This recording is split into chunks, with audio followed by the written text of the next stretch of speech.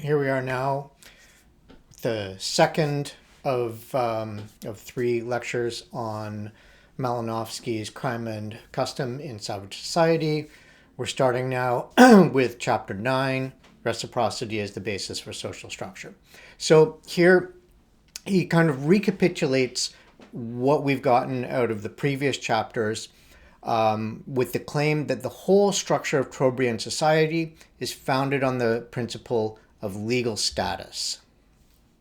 He means that wherever one can make claims on one another, whether it's chief to commoner, husband to wife, parent to child, and vice versa, it cannot be made arbitrarily or one-sidedly, but only according to definite rules and well-balanced chains of reciprocation, right? So that this idea of reciprocation, of obligation, has been at the center of his notion of legality throughout.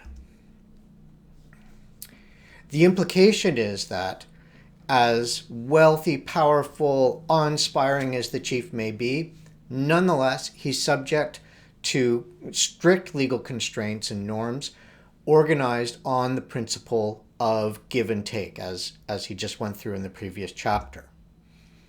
This principle comprises the supreme law at every level of social division between clans, subclans, among kinsfolk, at every level.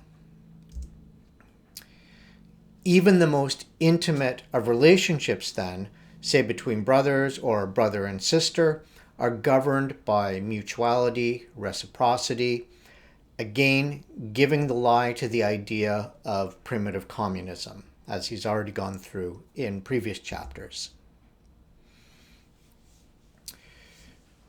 So in the next chapter, then, he turns to his contemporary anthropologists, that is, view of primitive pre-logical mentality. Once more, he wants to contest this. This view sees the savage adhering unthinkingly to this kind of monolithic policy of the tribe as something God-given. By contrast, Malinowski asserts that the savages have a class of obligatory rules with a purely social binding force and making no reference to gods or supernatural sanctions. So then we don't have simply this monolithic policy. It's not something that has this kind of religious God-given nature to it. He does not claim that savages do not conform to custom, obeyed for its own sake, but points out that this is true of members of every self-contained community. Indeed, he thinks that community would be completely dysfunctional and unravel without this. Among Trobriand Islanders, for example, he points to traditional rules for craftsmen to which all conform, so say in the making of canoes, to follow with the example he's already had before. And so they conform to these principles on the whole unthinkingly, but that does have the benefit of practical utility, obvious from reason and experience. So yes, they employ the same kinds of techniques, the traditional techniques, but that's also because they can see that they work. And so it's not like they need to reinvent techniques every time they go to craft something. Further then, there are rules for games and festivities, norms for sacred and important things like magical rites or funerary pomp. That doesn't mean that simply because these are customs that they're also law. So he's starting to make this distinction then between law as one kind of custom and other forms of custom that don't have the character of law. And again, the particular thing that's going to characterize this subset of custom that is law is this notion of obligation.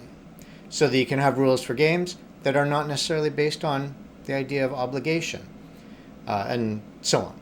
So hopefully this point is clear now.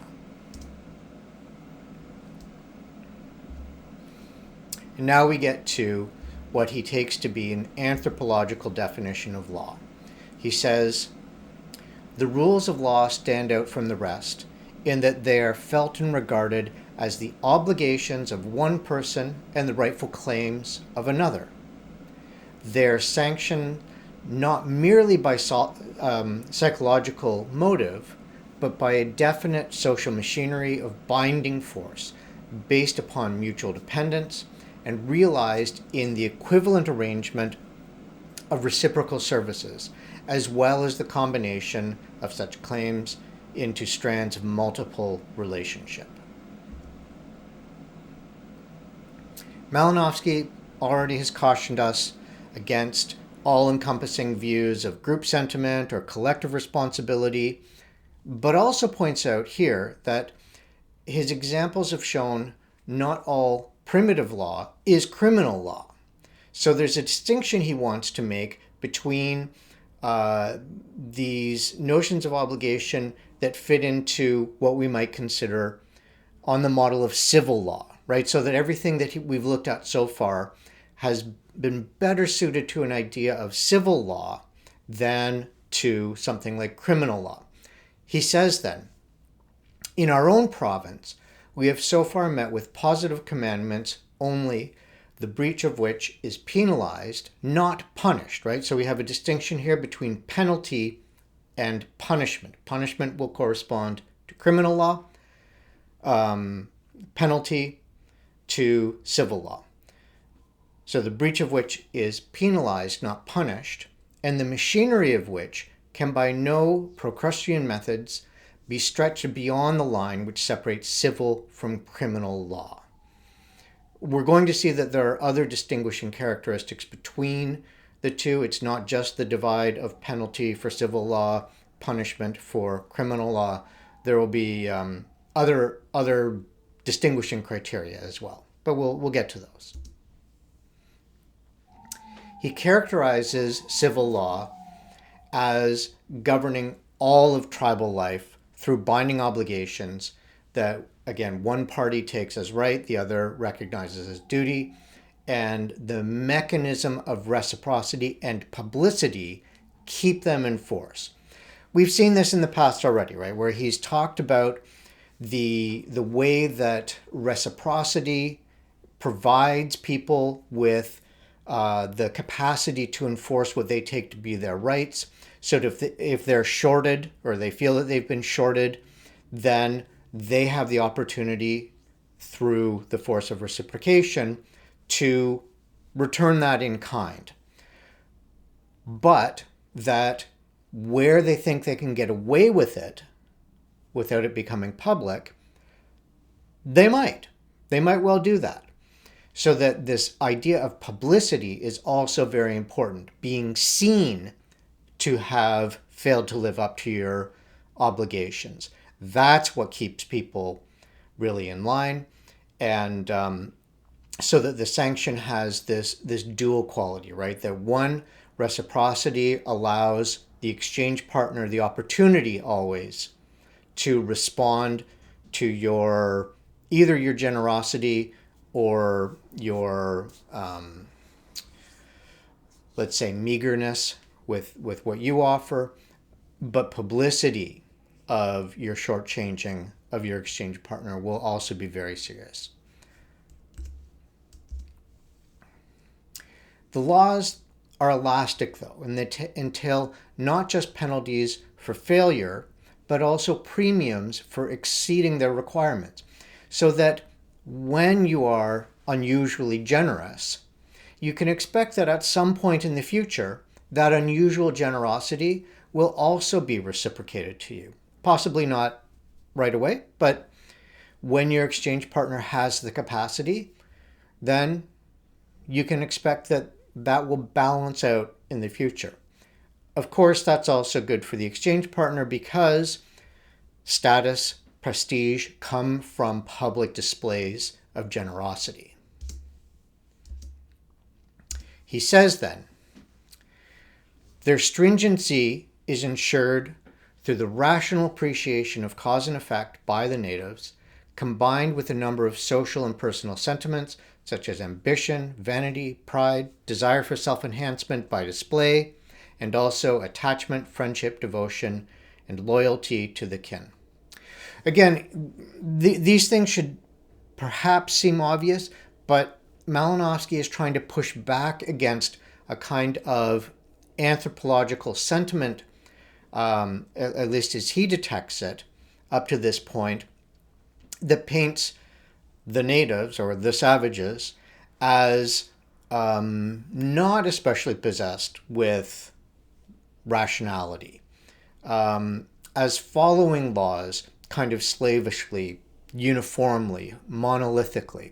Here he's trying to get at, no, his observations through this long-term intimate contact with Trobriand Islanders is that you get rational appreciation of cause and effect, and of course you get all of the individualized characteristics that you would expect of people.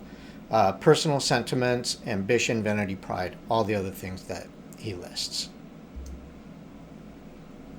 Notably, law and legal phenomena, as he has described them in Melanesia, don't have any independent institutions, right? So again, he's trying to get at this idea that where we're tempted to look for legal institutions, courts, police, what have you, that this is not the way that law exists in the Trobriand Islands. Rather, it's an aspect or it's a part of the structure of tribal life. So he says, law is the specific result of the configuration of obligations which makes it impossible for the native to shirk his responsibility without suffering for it in the future. In this chapter, Malinowski describes several institutions involved in resolving quarrels, protecting property from curses, using magic to protect coconut trees, and so forth. All of these, he points out, entail binding ties, but they're not exclusively legal, primarily because they don't entail the social mechanism of obligation that lies at the heart of law. So, in other words, there can be different sorts of social institutions that don't have the quality of being law. Now, his conclusions and forecasts for this first part of the book. Here he recounts the main position he contests. In modern anthropological jurisprudence, it is universally assumed that all custom is law to the savage, and that he has no law but his custom. So this is, in his view, the prejudice of anthropologists at his time that he finds simply doesn't hold up to the scrutiny that he's capable of after having done long-term fieldwork. He then describes the function of law in any community, so not just in the Trobriand Islands, as curbing or hemming in individuals' natural propensities and instincts, so that greed, ambition, the desire to get one over on another, all of these things, he says, these are the sorts of things that you'll find in any community, and the function of law in any community is to hem those sorts of things in.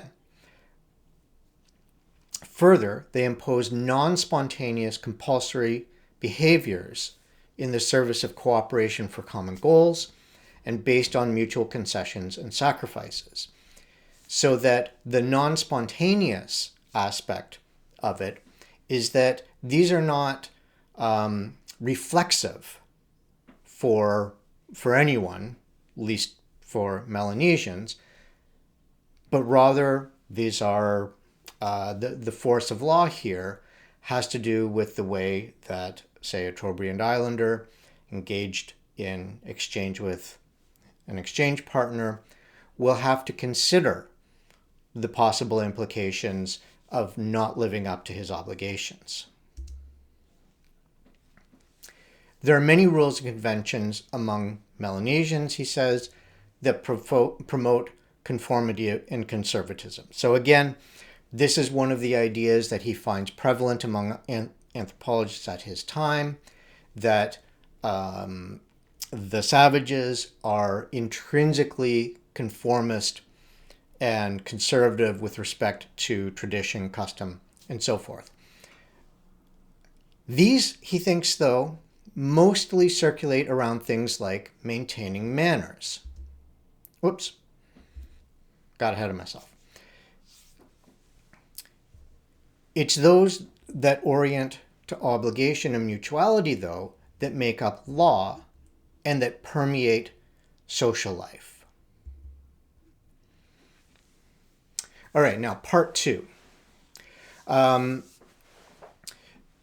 So here we're now making the move from civil to criminal law, right? So this is where he wants to once again confront the idea prevalent among anthropologists that law for the savage is criminal law. And he's already tried to make the case that no, you see law in sort of saturating tribal life, as he calls it, in terms of the way that it structures itself around obligation, mutuality, reciprocation, and so on.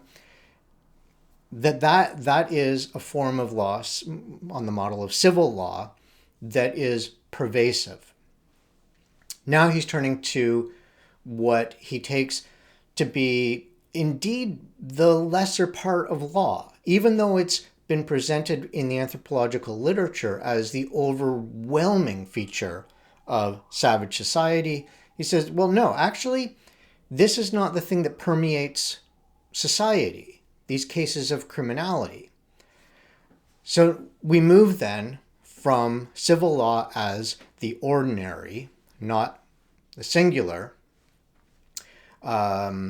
to criminal law, which arises in this more exceptional, singular way in Melanesian life, and again, for which violators are punished, not penalized. He tries to get to these, not surprisingly given what he's just said about the singularity and the exceptionality of them, through particular cases.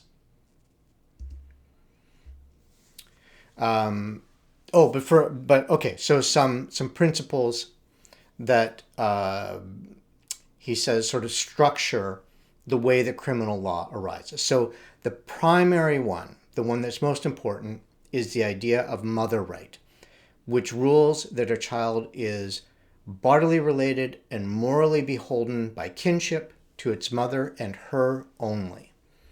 This, he thinks, is going to be the law of all laws for in terms of criminal law within Melanesian communities.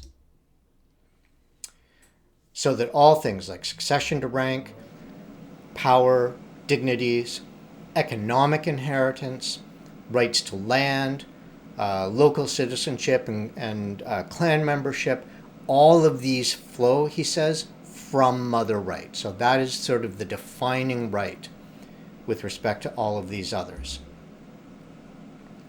Next, the law of marriage, which he regards as subordinate to but separate from mother law, and it confers special rights on husband and wife. Also then, it maintains patriarchality. So what does that mean? It means that when a couple gets married, they locate themselves in the man's village, among the man's clan then.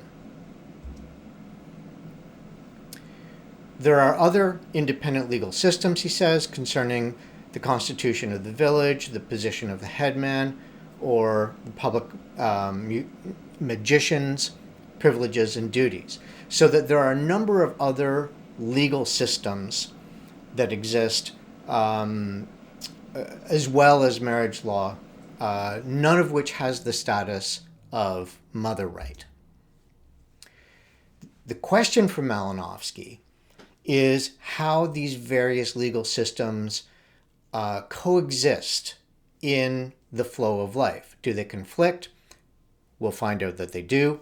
And if so, what comes of that conflict?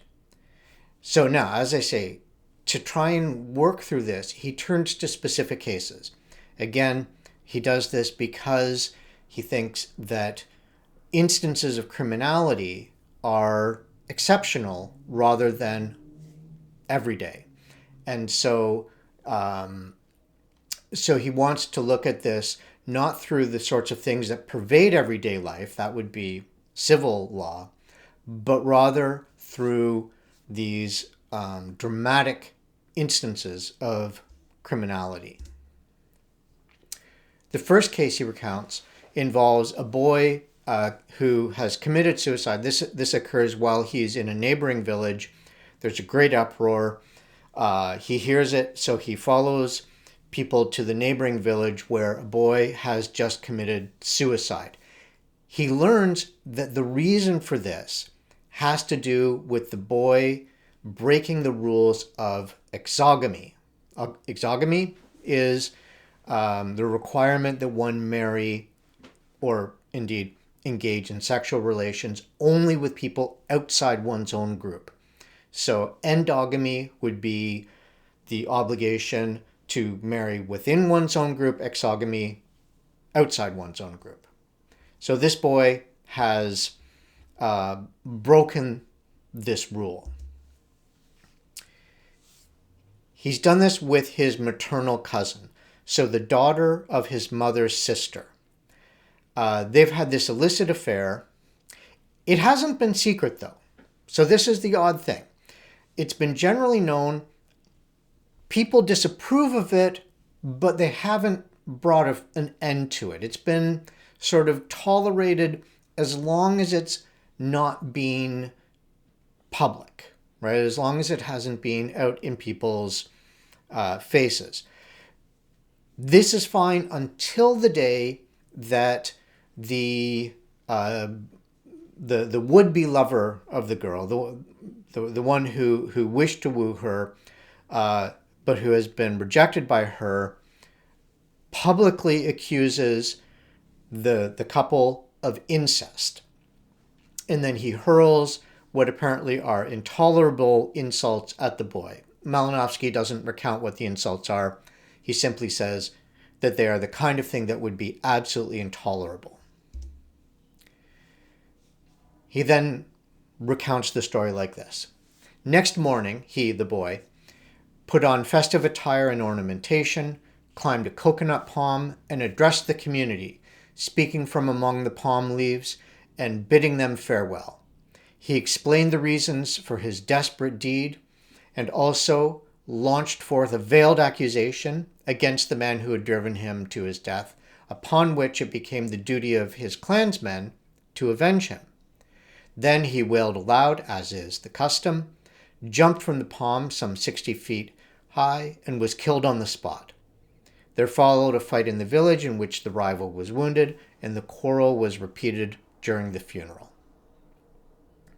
So we can see this is extremely serious stuff. It could not be more serious. This is what it looks like for a boy, in this case, to experience punishment granted at his own hand for a criminal transgression. Now, exogamy, Malinowski explains, is the cornerstone of Trobriand totemism, which is what organizes clan membership. Also of mother right and the kinship system. And given their kinship system, all female members of a clan are recognized from the point of view of any male individual as sisters, and therefore absolutely excluded, prohibited as candidates for sex or marriage. Notably, though, this instant of incest only became an issue demanding action once it was declared publicly. So the publicity of it, the publicity of the transgression, turning it into a scandal, that was when action became required. And even then, it was left to the boy himself to carry out the punishment. The punishment being, in this case, death. This demonstrates something Malinowski found to be widespread, that the difference between principle and practice, even with breaches of exogamy, allowed a leniency in practice that nobody acknowledged in principle. That is to say, and he's made this point before, that if you were to go and ask a Trobriand Islander, what would they do in such and such a case? They'll give you an answer that is going to be based on the principle. And they'll say, oh, well, absolutely no, absolutely. In a case of incest, first of all, of course, I would never do it. And secondly, anybody who commits an incest has to accept a death sentence at their own hand, perhaps. But that's not actually the way that people lived their lives. In fact, that there was a certain amount of flexibility, the crucial thing being that it not become a public scandal. When things become a public scandal, that is when action has to be taken, that a punishment must be meted out. The apparent hypocrisy, or at least the flexibility in the application of law to actual life, arose, in part, Malinowski then learned from the existence of magic, a sort of get-out-of-jail-free card. What is this magic? Well, he says it consists of spells and rites performed over water, herbs, and stones, which, when correctly carried out, is completely efficient in undoing the bad results of clan incest. He goes on to say, the supernatural sanction shows then a considerable elasticity in conjunction with a suitable antidote, the magical ritual. This methodical antidote teaches us another lesson. In a community where laws are not only occasionally broken, but systematically circumvented by well-established methods, there can be no question of a spontaneous obedience to law. Again, putting the lie to the prejudice of anthropologists of his time. Of slavish adherence to tradition, he goes on. For this tradition teaches man surreptitiously how to evade some of its sterner commands. Malinowski concludes his observations about exogamy, taken by his contemporary anthropologists to be absolutely rigid, which again he's saying clearly is not the case, by explaining that whatever the principle is, Trobriand Islanders in fact regard incest with a sister as unthinkable, although it still happens if occasionally, incest with a maternal cousin as extremely serious, as we just saw in this case. But again, it happens. It can be tolerated as long as it doesn't become a scandal. And that as you get further and further away in your kinship relations, the gravity becomes less and less. So that in fact, the principle is not lived out as a uniform, rigid principle. It's sort of scaled out depending on how close or far the relation is. This has been a strategy throughout the book. He concludes that where anthropologists see rigidity and uniformity among savages, his direct, long-term contact with Melanesians has allowed him to see, in fact, even within a clan, they recognize one another as a well-differentiated group of individuals each in a particular relation depending on their relative genealogical location. So they don't see each other uniformly. They don't see each other in this sort of rigid way that other anthropologists, Malinowski claims, would suggest that Melanesians do, but rather that they appreciate a great deal of individual variety and they relate to one another accordingly. Part of what he's trying to do here is to make the pitch not just for better anthropology, but for anthropology that is now based in this kind of long-term, what we would now call participant observation research. So that when an anthropologist, arrives at conclusions about, in this case, the law in any community that he or she would wish to study, that it's based not just on what informants will say, perhaps what informants will say through translators, as has been the case for much anthropology up until his time, but rather is based on this great familiarity that is won only through long-term, quite intimate contact with the people one wishes to understand. That this is how you arrive at the sorts of observations that he does that distinguish principle from the way that people actually live out those principles. Okay, so that's it for this lecture. We'll have one more on the final section of part 2 of the book. Thank you.